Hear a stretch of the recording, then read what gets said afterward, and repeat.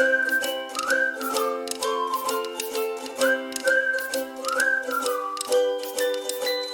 am a poet laureate, and you guys watch The Office. Michael Scott, when he gets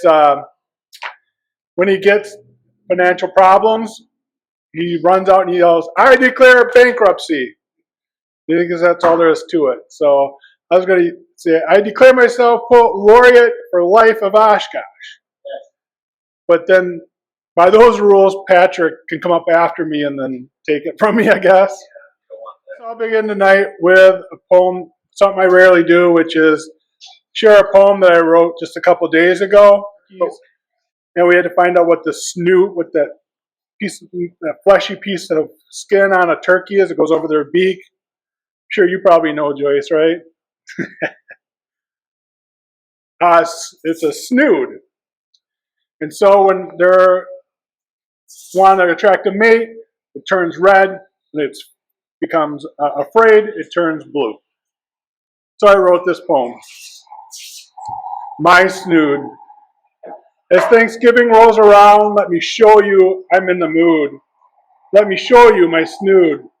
To start ourselves a brood. Don't let that offend you. I'm not being rude. It's the turkey way, so it's not crude.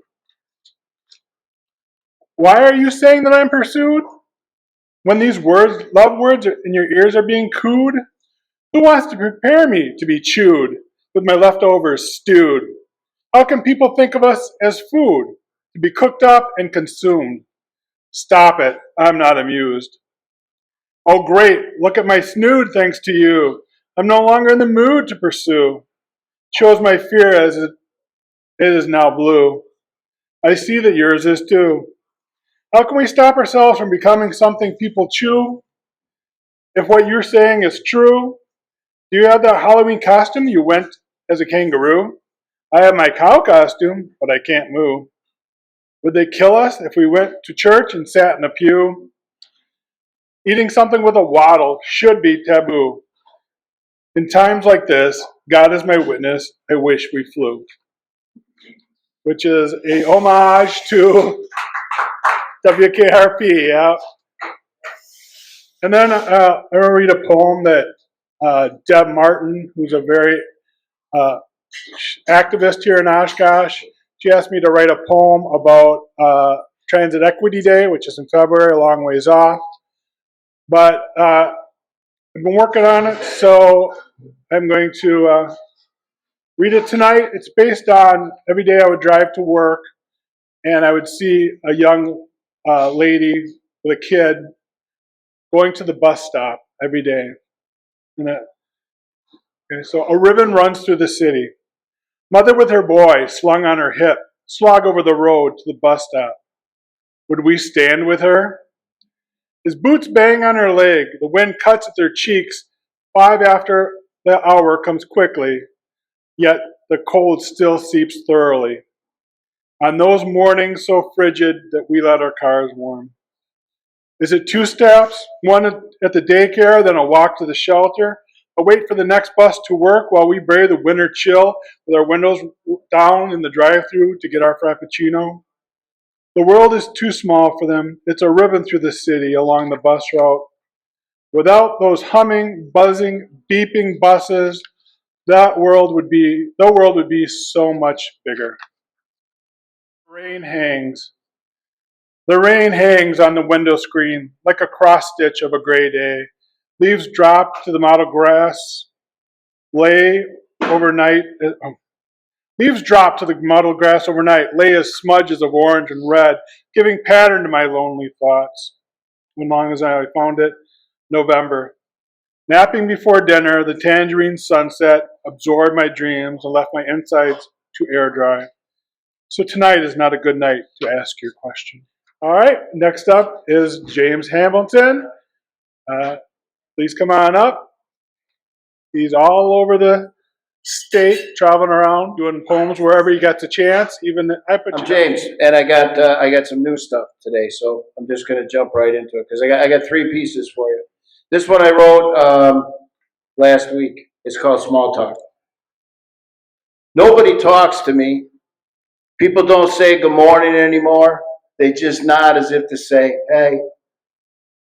It's like I'm not even there or here or any place, and I'm lonely. And I say nothing. I'm inverted and introverted, stiff, my blood acrylic and viscous lucidity, and I smile on purpose in microbursts that people can't even see.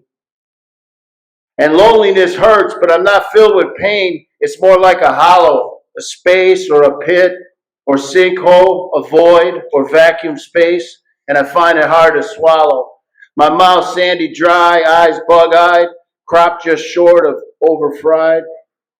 Fingers cracked and split from picking at my fingers and from picking on a multitude of other shit. And nobody talks to me. It's like I'm socially shedding skin, degrading, decaying in a softly shine state of leprosy. Everywhere, someplace, same as it ever was in my soup kitchen dreams, hovering over a cup of matzah or remnant root vegetable cream. And I know I might be hallucinating, revisiting my dreams, seeing illusions and blurred lines from a complicated world's complicated geometry in real time. I can hear unrecognizable loudness, decibels bellowed from crowds of one, and noise from the pigments of the trees, but I don't hear humanity calling because no one talks to me.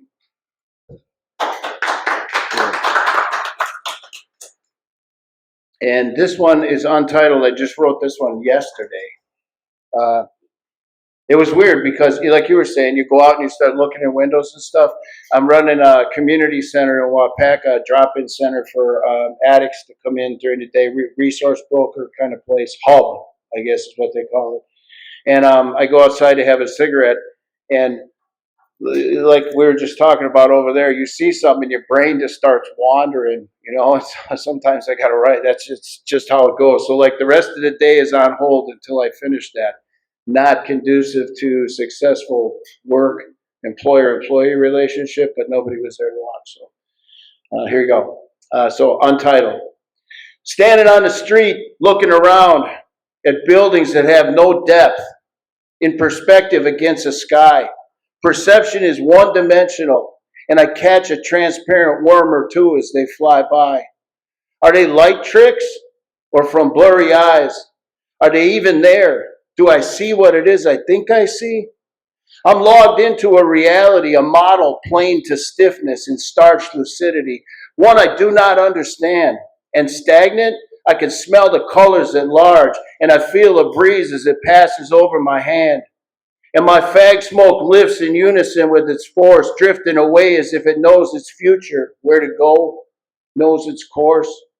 And the sidewalk is as hot from the sun as my feet in these shoes, and the drops of sweat from my face hit the ground. Destination, evaporation, energy born to lose, in a different state, or never to be found again. Sand on the concrete, dirt in the street, dust and bugs on the bricks, splinters in the wood, rusted metal, polished glass, and plastic. Painted vehicles running hard against the flatness, people running slow, humanity creeping fast, with their noses in their phones, socially communicating, playing games and shopping from the time they leave their homes, and even before that. I don't know how they don't see what I see. The static dimensionality, the flattened 3D, the picture perfect panorama, and the lives I've spotted through it that are anything but free. And then there's me. Thank you. So this last piece is from, so I've got 4 published books out there. This is from book 3, and somebody asked me to do this because they're watching your YouTube channel. So, awesome. And they said, I'd like you to. They're the one. Yeah, they're the one. They said, yeah. So this the guy actually bought the book, and then he bought the book and he rehearsed this and he read this poem to his girlfriend, and after he met her on their first date, and they're still together. So, but he said, he wanted to hear me do it. So, and I just don't do that. It's not like I'm going to just break it out in the grocery store. You know what I mean? So it's called Hey. Hey. I don't mean to objectify you, but you're so beautiful. I can see that plainly through and through. See, they say the eyes are windows to the soul, and behind your eyes I see you. I see where the real you glows, your mystery. I see your depth is precious, pressed, pressurized, alive like a diamond, a gemstone thrived.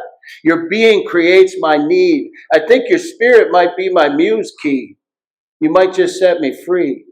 See, that's what I see when everyone else is reeling, taken back, set back on their heels, tripping forward or on their backs, all treble hooks snagged up by your look. Shit. I don't mean to objectify you, but you are fucking beautiful. Damn. I guess I am just blessed to see everywhere else more than all the rest, where you're full of natural force, of energy, inertia's tool, spinning infinity's rule. I see the kind over any cruel. You are a legion of feeling, of being, and I feel you. I feel your truth, your empathy, and I see you true. Thank you.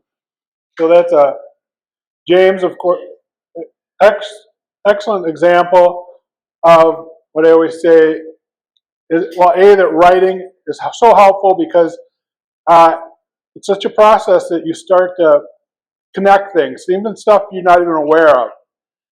But the poets do it better because and writers, we're training ourselves to be on the lookout for something that strikes us, and then we start to see the details, and then we do enough writing, and we have the vocabulary to really nail it and use the exact words and describe it better than anybody else. The next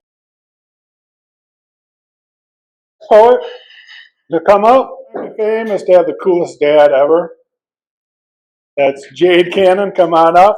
All right, this is my first poetry cafe thing that I've done, so I'm not really good at introducing the poems or anything. I hope the microphone can actually pick me up this time. Thank you. This first poem is titled "Devoured for Dinner."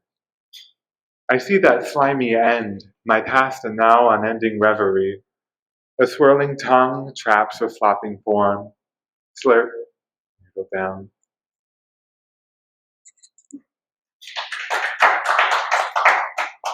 This next poem is called Spread. Spread eagle for you, babe. You make a gray world red. Laying in the rain, honey, it ain't a crime scene, just some jam on bread. Got 1357 in me. Can't even keep you out of my heart.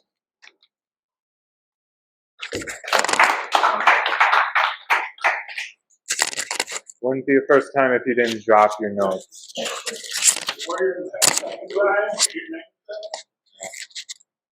Okay. Last one is called Estrange. I'm going to introduce this one.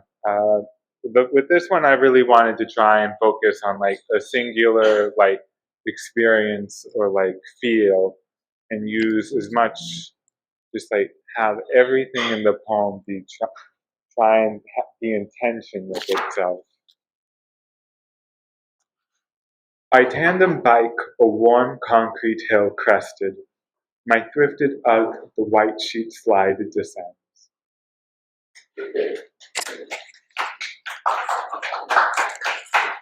Gary Scheinoha is next up. Come on up, Gary. Gary's on Instagram as Gas Poetry, and it's a great place to go and see some poetry, some visual poetry. First poem I'll read is called Sluice. This was published in the 2017 Wisconsin Poets Calendar. Sluice. There must be a lady in the radiator. No, not that nude chrome hussy on the hood, with her burnished arrogance, her hair and limbs streaming backwards, Medusa unfurled. Every night she gurgles up to him when he's 5 fathoms down in sleep. Each morning he pops the cap and peers into those lime green depths. Another shade and he might be on the beach in the Caribbean. The bright turquoise sea always washes her back to him, idle as a pebble in the hungry surf. Instead, he's certain she slips like an eel through coral narrow spaces. She wears corrosion on her bronze skin, a skimpy verdigris bikini. More than that, mere memory, more than mere fantasy, less than real life, flushed out between dreams. This one, I was watching St. Elsewhere, and one of the doctors was talking about sleep, comparing it to little snatches of death. Well, that started me thinking, and then I got Bill Thomas's poem, "Do Not Go into the Gentle into the Night." And so I kind of borrowed a couple lines from one. The editor says, "Well, you're getting kind of close," but that's why I put with that. So it would be, they always say, with apologies too. So it's called Carpe Noctem. Apologies to Dylan Thomas. There is no anger in the night, no rage against the dying of light. Just these little snatches of death that descend to cloak the eyes of both foe and friend. But oh, what a cost for each moment that we spend in sleep. That's it. Yeah, I love, especially that last. I really love that. And I met Gary a couple weeks ago at Book Fair in Fond du Lac, the North Fond du Lac Writers Club. We're kind of putting that on, and I got to speak with Gary for quite a while. He had some chapbooks and just books, poems he had published, spread out. It was a great conversation. I want to be like you, Gary. I want to keep experimenting, keep pushing the envelope, keep just trying to see where poetry can take you. And next up is Patrick McCorkle. Come on up, Patrick. So I'm Patrick. I'm here, born and raised the 54901, pretty much a 1 mile radius from here. They get steady. Yes. So I just was reflecting on Veterans Day. Both my grandfathers fought, in World War II. There's some other military service, and I wrote this, kind of earlier today. I had it kind of percolating for a while, but I don't know. There's a title. Maybe the best thing would be "I Was Not There." So here it goes. So I was not there when you stared into the whites of British eyes at Bunker Hill, when you triumphed over Cornwallis at Yorktown. I was not there for the redcoat assault of our new White House, for the stars and stripes waving over Fort McHenry at dawn. I was not there while the Confederates surrounded and besieged Fort Sumter, while the Antietam Creek turned red with your blood. I was not there as you landed in Europe to fight the war to end all wars, as you pushed towards Berlin in the offensive of 100 days. I was not there for the day that lives in infamy, for the storming of Normandy's beaches. I was not there fighting with you in the forgotten Korean War, surviving ambushes in Vietnamese jungles. I was not there to march with you through the desert, to liberate Kuwait with you in the coalition. I was not there to struggle with you in the graveyard of empires, to fight hidden insurgents in the Fertile Crescent. But I am here because of you. And as long as I am, I shall remember you.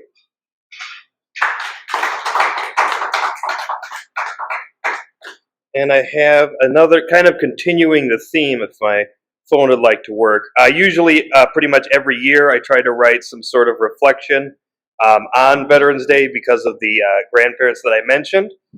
If I can find it. I wrote, or this would be more in specific, specifically for my grandfather, who would have been 103 this year, I think, if he were still alive. So the title would be 100 Years of Grandpa Keith. A century ago, you were born. In childhood, the Depression took your home. In adolescence, familiar woes made you stop school. At 19, you were called to shatter the Axis. At 23, Uncle Sam called you home. Then, studying through meals and on shift breaks, securing your GED, master's, and PhD, getting snared by a real artiste, fathering 4 children, guiding up-teen pupils, enhancing history in England and France, remaining in Oshkosh, Oxford, and Wisconsin. 32 years ago, I met you. Then countless hours of racing around your old neighborhood on my big wheel, going to a store and picking out a reward locked behind the case, eating and gaming at Shakey's under the kaleidoscopic arcade lights, lessons in history, literature, politics, and philosophy at Menominee Park, activating my mind each meeting, pushing me to dream without end, showing me what I should do. 4 years ago, you left this world. 96 years were not enough. 3 decades together were not enough. No matter how much time passes, what the seasons bring, where I journey or live, I will never forget your lessons in the park while feeding the geese, your laugh in the dining room on Franklin Street, your final, ultimate words as you struggled to survive. Do not ever stop writing, and write I will until my final breath. For you, educator, veteran, warrior, survivor, dad, grandpa, biker, friend. Happy 101st birthday, Grandpa Keith. And my final poem here is inspired by a workshop that the poet laureate of Oshkosh ran. It was simply to write about a color, and sometimes having a very precise target helps me quite a bit. So this would be a kind of a novel sort of based in the fantasy world that I'm writing. Its simple title is Purple. Purple is majesty, preemptive action, sweeping reaction, defying faction, correctness gaining traction. Purple is rule through famine or feast, across west and east, of greatest and least, of man, plant, and beast. Purple is ruler, chosen for life, facing problems rife, avoiding killer's knife, defined by strife. Who will don the color? The existence maulers who cast all into squalor, the conservation scholars who are preservation brawlers, through pages of thick tome, discover, uncover the possessor of purple and throne. Thank you.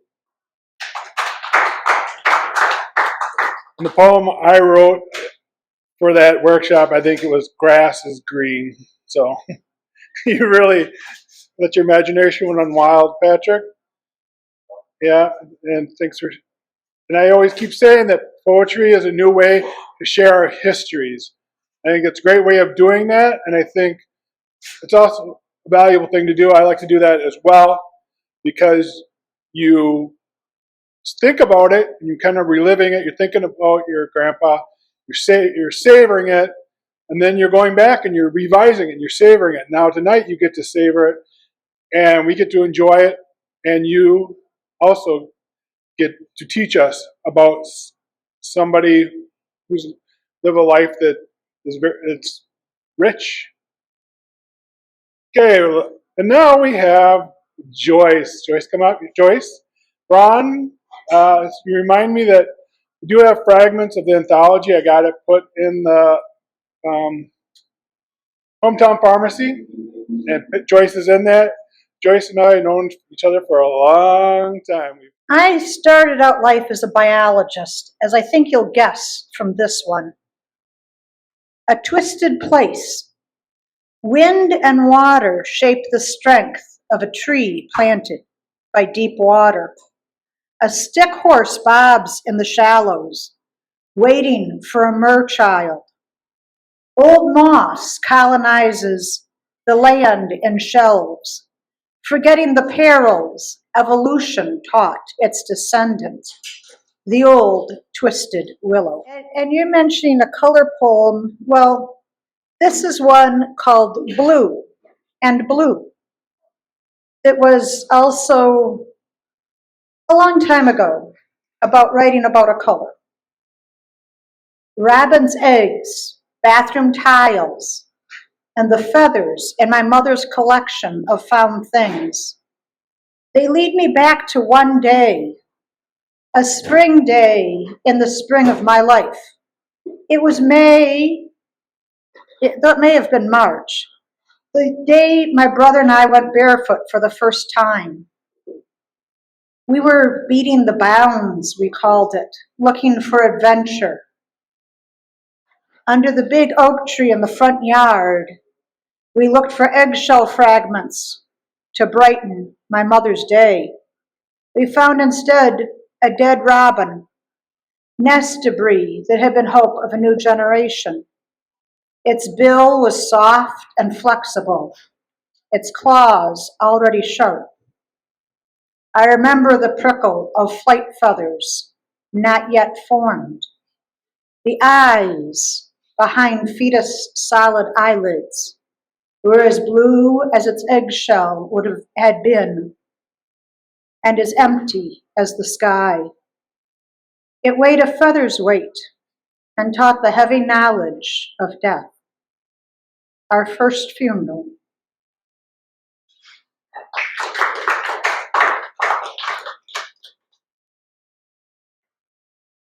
And if you think we have time for a third, I would have one. This one is called Dark Cross. A moss-covered cross. I like it that way. Ancient hieroglyphics left by martyrs long ago. There is a beauty in things of man returning to nature. A light lichen sprinkle improves a grave angel. Moss growing on a tombstone softens tragedy of lost child, never named, only baby. Thank you, Joyce. Those are great. Kind of a way to powerfully end those poems. What kind of person would I be that Joyce, you come to open mics, you've been loyal, and I'm like, no, just two. I got to get home. I have a couple more, and I'll begin with one that I think I probably hate. Roadblock. On the road heading out of town, it wasn't long before I turned around. The horizon beckoned in the distance, and nothing gave any resistance. The chime of old clocks set atop imaginary roadblocks rang fierce and venerating. Enough, though one was, and even though no one was waiting, I headed back into town. And this is after the farmer's market. The rumble of the farm truck echoes in the four-story arena of our downtown. The waft of fried egg rolls dissipates, plastic bags mingled with down leaves as blue canopies collapse. People pulling canvas wagons walk to their cars. This is a simple one. Box fan. A box fan in a dark room cancels out time. Blades chopping air, pushes the present away, cocoons us within a current of forgotten whispers. And my final one is called Glitter Angels. It's actually about, I think it's the last time that we went out to a bar with my mother-in-law. We were at the beer garden and downtown. I didn't know it was going to be the last probably time we hung out with her. It was with my wife, my daughters, my mother-in-law, and of course, being a guy, I was studying some of the women around. But so this is Glitter Angels.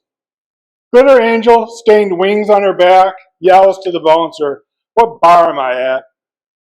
Glass waif shows a swath of belly, her low-ride pants, the shore of a calm lake. Emptiness rumbles below. Bar maiden, dressed like a wife rekindling a marriage, smiles, big hair, big eyes. Her slinky black dress covers beauty like the dark heavens over meadows. Sunflower sprite teeters and falls into drunkenness. She sits against her friend, her eyes closed, until she leans forward and pukes on the gravel below. So you can show the mother-in-law a good time. James, you want to come back up? So this is a story, and it's about 5 minutes long, but we got time, right? Yes. All right, sounds good. So I call this I'll give a disclaimer, like, I'm gonna cuss, and it's gonna be, but the main disclaimer, and I said this on Monday night at Akoka, this shit happens every day. Everything in here happens every day. So, it's called Beat Street Blues. People in this city know the blues, and people in this city move. Commuting, bustling, over tire busting, pothole pocked, asphalt pass, adjacent runoff sewers and past corner preaching sociopaths. And people in this city walk over and through endless shadows peeled from the sun, traversing cracked concrete and chipped remnants of crumbled creamy brick, amongst jet noise and traffic-fueled urban grooves, past window panes filled with fractured glass and asbestos tile siding, and past abandoned summer porches and condemned and eviction signing. And they shake from the cold wind and the damp feet and their dopeless sick and the waft of shit and garbage ever thick. And people in this city use bootleggers peddling cognac H oxy buses and uppity rouge, and they fire up roseless glass menageries using copper-toned chorboy as a wick, over and over till their heads are numb before ending up in a stairwell on one end or another of a porno graffiti trick. That's life in this city, and it's hard living in this city. And there's a house over there on the corner at the end of the block, 1111 Beat Street, where junkies come and go, turnstile tripping on concrete and ice and snow, in acrid zombie action, velicated in fatal distraction. And the why is a why they don't even know. They have pores filled with junk, noses bleeding with MRSA disease, Hep C and HIV, bed bugs in their coats and fleas in their bones, inner city blued tapestries fighting the Jones. And rage rings, and violence bellows. Through tin-foiled panes, loudly twisting bad things, always in the dark though, securing dank, deviled dreams.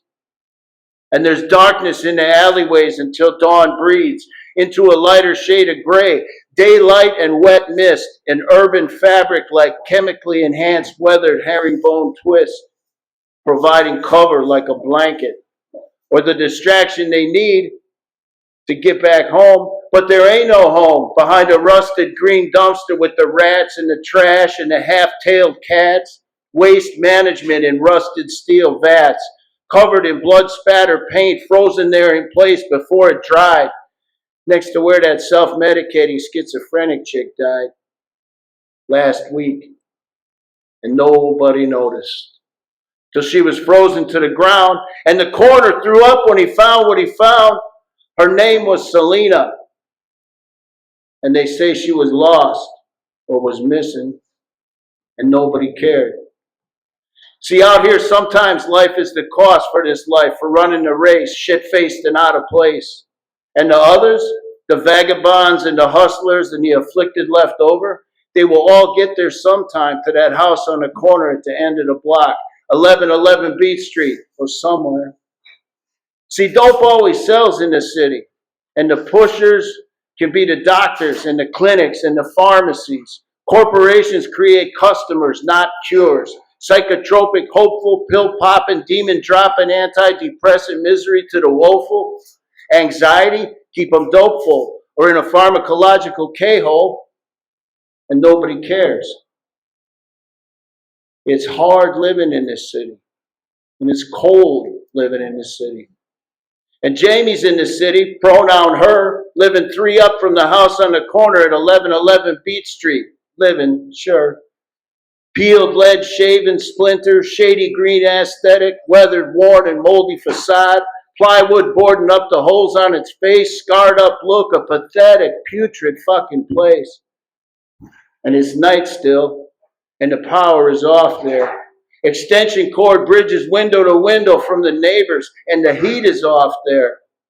And her bones feel old. The painstakingly poignant pain sapping what is left of her will. And a dog barks chained up in the back, pit bull watching somebody's stash. And she stays there locked inside that place because she has nowhere to go. So she hides alone, smoking a bitch fashioned out of a chicken bone she found in the yard. and she cries, and she pushes it away 1,000 tries. Sucking cock to keep herself high, recollecting with a whimper and a battle-hardened sigh how she got here. See, they couldn't catch her with the dope, so they lifted the walls, analyzed the smoke, and then they took her kids, the children, those pieces of her, and for their protection, said she was detrimental, a hazard like an infection to them, contributing to their delinquency. So she was left there alone with her habit, and nobody cared. Yeah. And people in this city, police, right? They circumvent probable cause. Canines don't follow laws. Cops violating rights, stop and frisk, racial profiling, chanting they all mitigating risk, trying to keep us safe. Illegal search and seizure tricks, handing out felonies like parade candy to the poor and the sick. And then again, and then some more. Yeah. People in this city are there living in that fucked up diorama, and the people are scared. Scared of the crimes of other men, carjackings, home invasions, battery. Scared for their children, mass shootings in the schools. Scared of what they can't see, overdose, heart attacks, and that fucking deep freeze. Scared of the Glock tucked away, hidden in the crotch of the street's only standing tree. And yeah, people are scared of those police, and maybe they should be. Truth. People in this city grind every day doing what they do, grooving to the sounds of the city, grooving on Beat Street, grooving to the blues. Thank you. That's great. And just to tip my toes into that poetry, you know, how the poems are written and you're supposed to stop and reflect. I stop and reflect, and then I'm like, okay, I still have to move on. But I can spend some time with fleas in their bones, and I can spend a lot of time. Yeah, I mean that's something you can really think about and has an impact. And of course, handing felonies out like candy at the parade. I call this pair Mustang poems. They both based a little bit on experience. The second one a little more so. First one is called Pedestrian Pause. She was gone in a Mustang minute, but it was a blur of color, a flash of blue eyes, but it was enough for him to realize that 20 years ago he was too slow to catch her. And now she's nothing but a brief, dry dream. And the second poem is called, I remember the title of it here. It's called Muscle Memory. Mustangs have stance, but if you ever get the chance to ride inside going 127 miles an hour, you won't shout for more, just white knuckle the door while your crazy brother punches the pedal to the metal all the way to the floor. This is called Foggy Morning. Ladies and gentlemen, this is the captain of Thought Air Flight 375. The mind we are attempting to reach is fogged in. All connecting thoughts, in or out, have been canceled. Since we were already in the holding pattern when the mind fog occurred, we will continue to circle and hope for an opening. We are sorry for any inconvenience this may have caused you, and thank you for flying Thought Air. So I have a lot for my generation. There's obviously I was among the millennials, got Facebook, got social media. Plus the addiction has been very apparent for me and my friends. So I have a title of a poem inspired by I think it was an article maybe on Slate or something, where it was to glee fresh or to doom scroll. You turn on the device, radio, TV, computer, smartphone, tablet. The medium differs. The messages do not. Political polarization, environmental degradation, mass shootings, international warfare. Turn away you cannot, despite how awful the sights, sounds, feelings, and conclusions. Endless segments, stories, shows, such as to doom scroll or doom surf. You tell yourself to check out, but you can never seem to leave. Yet there is a way to replace the destructive drive of tech, and the addiction to despair and death, tune your radio, scan the channels, surf the net, searching for happiness and love, one segment, story, or show at a time. Such is the Glee Fresh. You don't need to check out, and you certainly don't need to leave.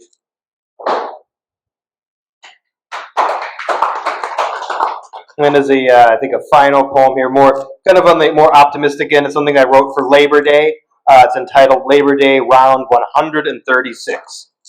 First celebrated in the Beaver State 136 years ago, Labor Day recognizes what we owe to workers who fought battles great, to give wages good and fair, to create hours not so long, to prevent treatment wrong, to scare bad bosses everywhere. Over a century later, it may seem most victories that were won have been undone. Our workplaces are no dream. Labor and skill replaced, college degrees diluted, workplace complaints muted, fair wages erased. We must build upon the labor titans of the past. The status quo must not last. Let us craft a new labor dawn. Thank you. Yeah, thank you. Yep. So, yeah, doom scrolling is evil, but if you're going to do it, go to Facebook, connect with James Hamilton. On Instagram, go to Gas Poetry. Go to Oshkosh Poet Laureate. Go to YouTube, Thomas Cannon Author. Go to thomascannonauthor.com. Thank you, New Moon, for hosting us. Beautiful place. Thank you guys for coming tonight. I really appreciate it.